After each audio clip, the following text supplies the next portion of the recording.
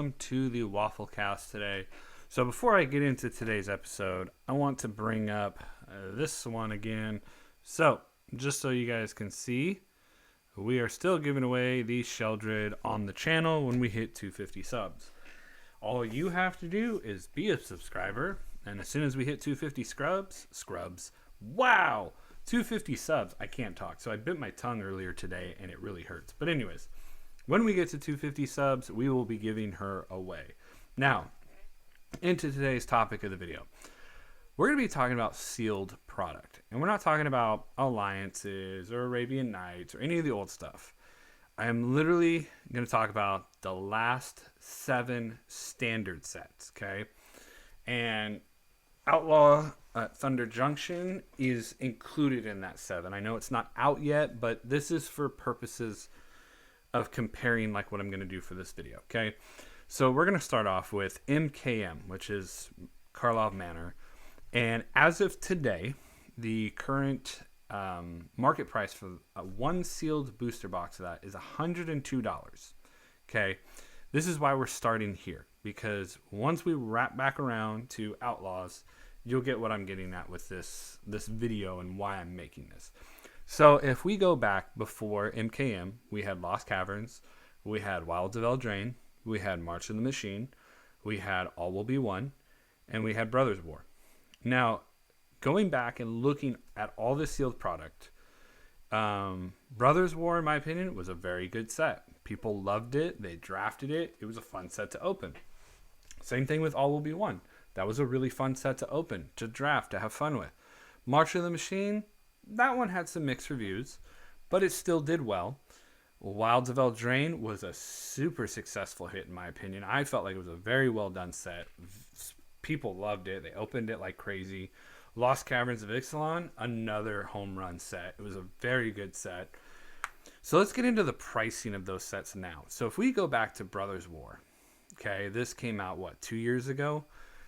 We're looking at $98 a set booster box and $81 a draft box. You go to the next one, which is All Will Be One.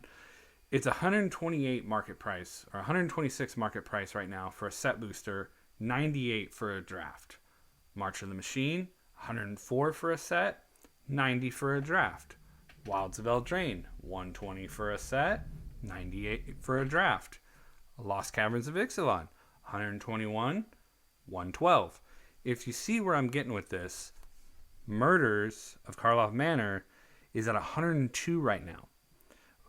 WotC and Hasbro and all the overlords, they tried to take the set booster box and the draft box and smash them together and charge more money for them. I remember when Karlov Manor came out, they were trying to sell these things at $169 a box. Now it's down to $102.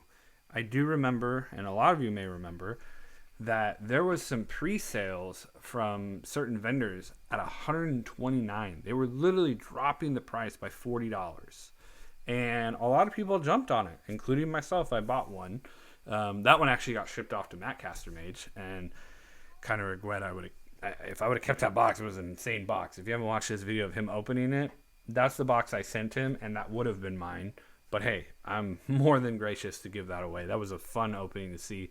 But regardless, if you buy now, you're saving yourself a lot of headache and a lot of money by buying them now.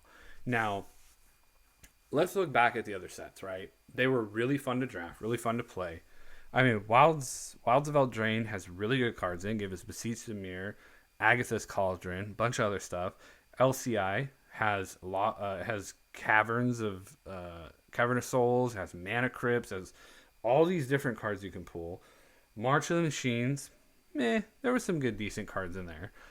All Will Be One, they had the Praetors, they had a bunch of, fancy artwork and other things you can get in there. Brothers War had tons of good artifacts in it.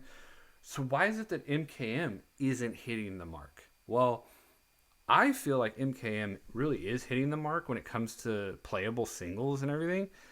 I think a lot of people were just so sticker shock with $170 a box, and that's US. I can only imagine what Canada, I think, was $209 a box. That's insane to think about. So moving forward to Thunder Junction, I see some cards that are, that have been spoiled, and some of you may or may not have seen them. They're on Mythic Spoiler and other places. But I feel like this is going to be a really fun set to draft. I feel like there's a lot of cool mechanics that are coming on it. The saddle mechanic looks very interesting.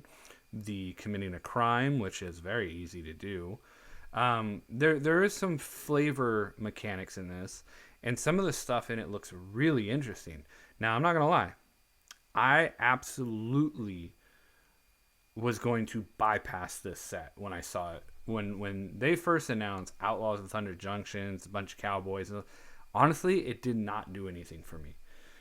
Now that I've waited, I've seen the spoilers come out of very few select cards, but still, it actually does have me a little excited to go out and draft this or play it pre-release and have a little bit of fun with it. Now, am I going to open boxes of this product?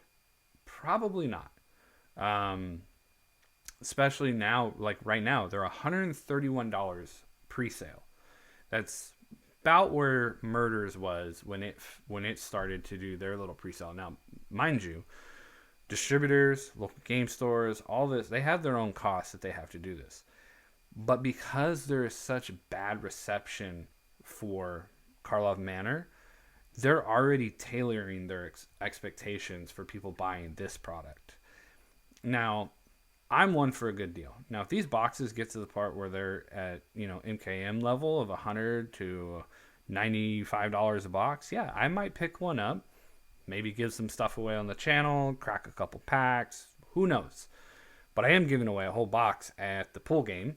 If you haven't seen the details for that, 420, we are having a pool game on the channel, and one lucky person will win an entire box, play booster box of Thunder Junction.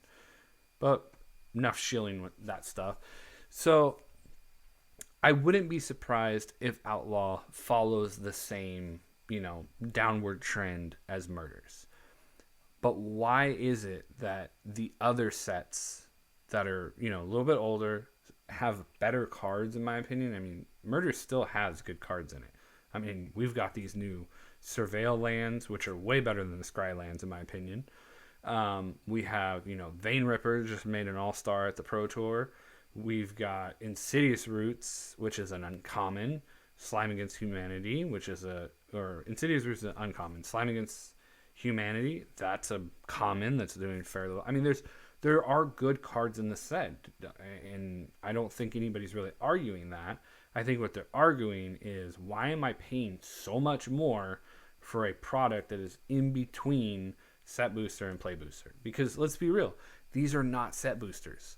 I've opened set boosters, and I've opened this product, these play boosters, and they are nothing alike. They are completely different products. If anything, if we look at, let's say, Lost Caverns and Wilds of Eldraine, 120 for a set booster, anywhere between 1 to 110, 100 to 110 for a draft booster. Honestly, I think hitting that mark of 100 to 115 is respectable for these play boosters. I don't think they should be charging more. I think they should have either left it at the set booster price or gone in between the set and the draft booster price. But, that's them going, hey, we're not going to offer set and draft, so we need to make up that extra money, which makes no sense to me on why they would think, oh, well, we're going to make something that's less than a set booster and charge more for it. That's not the topic of conversation today. It's about looking at these products and seeing, hey, yes, they are charging more. We're not going to pay for it. So let's do our due diligence and look at this and see, hey, what they were offering before, which was actually a better product line, is really just going to be better in the long run for us if we decide to say, hey, we're not paying that. Bring it down to a level where we can pay. I mean, I remember, and I hate being Pepper's Farm remembers, but I remember buying draft boxes for $80, maybe 90, and being okay with that. I mean, we were happy to draft those things. We were having fun. And, you didn't have this ridiculousness of 5,000 cards in one set because you have 20 different variants. But anyways, I'm not going to go down that rabbit hole. Point is, spend your money wisely. if you can't afford it, don't go into debt doing this. It's a hobby, it's a game first and foremost. But realistically, there's a lot of good stuff coming out. And I mean, Bloom Burrows, I hope, is a home run. Modern Horizons definitely going to be a home run. It's just we need to really push back against WotC and say, hey, if you're going to make us pay more, deliver a better product. If you're not, please keep it down at those levels of the $120 to $100 level. If you want people to buy your product, offer it at a reasonable price. So, sealed product, it's definitely losing its value. There's a whole nother video I can go into on a couple of the reasons why I feel like sealed product is just absolutely tanking, besides the fact that they're overcharging. So, but that's what I got for you guys today. I hope you guys enjoyed it. I hope you guys liked it. Comment down below what you think. If you think I'm wrong, if you agree, maybe we meet in the middle somewhere. I don't know, but I would love to have a conversation with you guys. Put some comments down below, and let's see where else we can take this. So, thank you guys for stopping by, and stay syrupy, my friends.